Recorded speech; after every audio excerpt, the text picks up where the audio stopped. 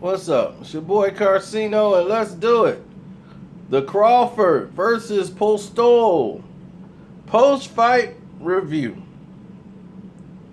Well, for the first time in a while, you're watching a pay-per-view fight that went down between Terrence Crawford and Victor Postol. And for those who didn't get a chance to see it, they might get the replay next Saturday night on HBO. For the rest of us, we saw a brilliant performance once again by Terrence Crawford. And we saw the lights were a little too bright for Victor Postol. Now, from the beginning of the fight, Postol was solid. You know, he was tight, but solid. What Terrence Crawford did in this fight that he didn't do against Hank Lundy is took this fight a little bit more serious early on. He didn't come in dry and took time to warm up. Hank jumped right on him, and you know his body was dry. He had to get some time and got hit with some shots he probably shouldn't have. In this fight, he was ready to go. It was go time because he knew this is the big stage. I got to make my push right here because I got to make a difference in this fight. Now, the height and range of Postol made it very difficult for Terrence Crawford to get his jab off, and definitely his right hook. Just like I said, he was going to have to feint to get in close where he could counter, which is not Victor Postol's comfort spot. Everything about him is distance and range. See, here he was able to feint and get under and come under with a jab, which was able to be followed up by another shot that was right on the chin. He didn't see it coming because the jab had turned his head, and by the time he turned around, the punch was already thrown and on his way. And these are the type of shots Terrence Crawford was able to hit Victor Postol with and hurt him in the fight. And Postol's chin isn't as durable as Terrence Crawford's chin. And when you're getting hit with accurate punches set up from different type of feints, the fight can get away from you pretty fast. I love the way this fight went because Terrence Crawford even surprised me with how well he was defensively, taking away any left hook opportunities for Victor Postol. Victor was not going to throw if he doesn't have the range to throw it. And since he didn't have a Victor Postol left hook, and the way he kept dipping his shoulder, moving from side to side, there was nothing Victor Postol could do in a plan B category.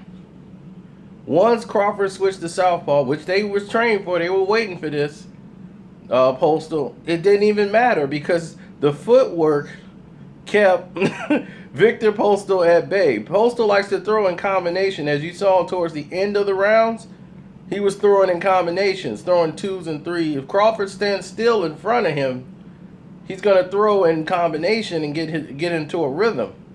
But if he's throwing one punch, two punch, and he's putting everything on it and he can't really land it, or there's nothing there to hit, he's not going to throw. So the punches are going to stay at home. This is how you drop an opponent's punch count. That's why Floyd Mayweather neglects a lot of people from their activity, because he's such a moving target or changing the angles. You're not going to throw a punch if a person's not in range. That would just be dumb.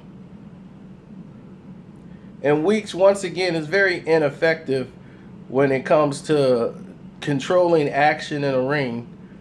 He again takes a point away from Victor Postol for no apparent reason whatsoever. I mean, that was really not, I'm going to take a point away from you worthy.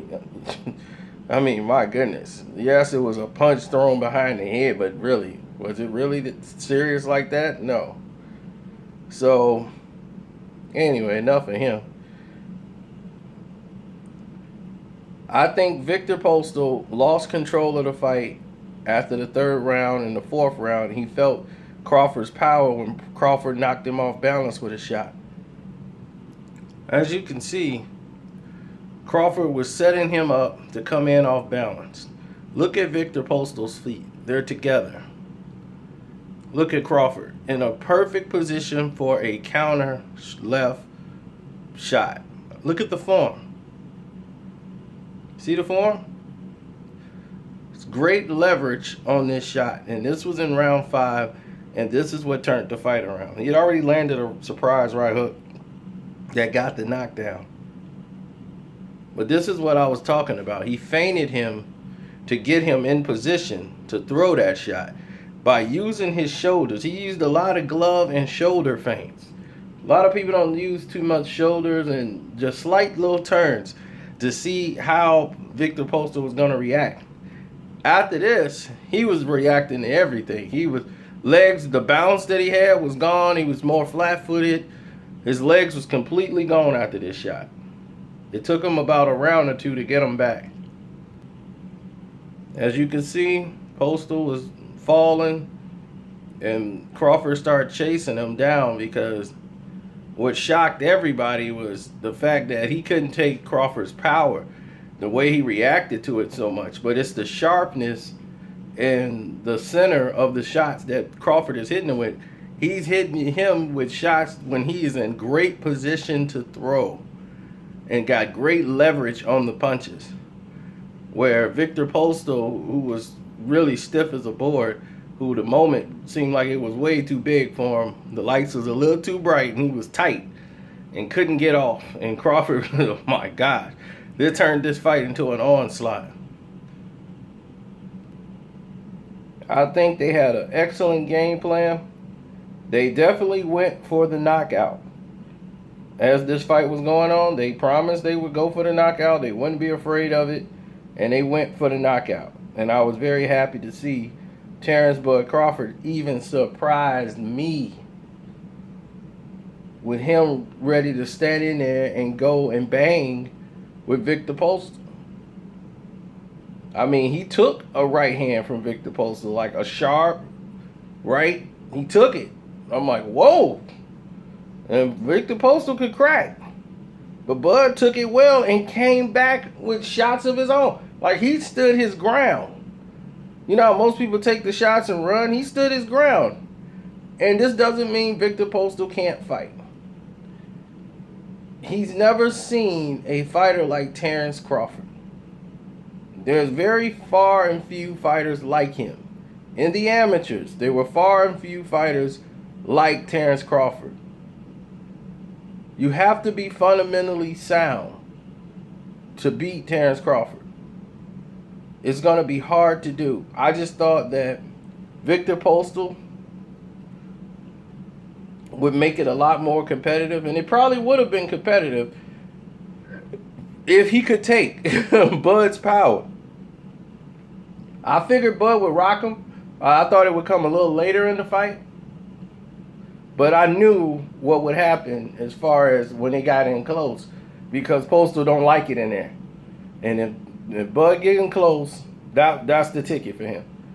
Postol can never get Crawford to stand still enough for him to implement what he wanted to do, throw 3 and 4 punches in combination. It just wasn't going to happen tonight for him. Overall, great fight, unanimous decision for Terrence Crawford, and I'm out.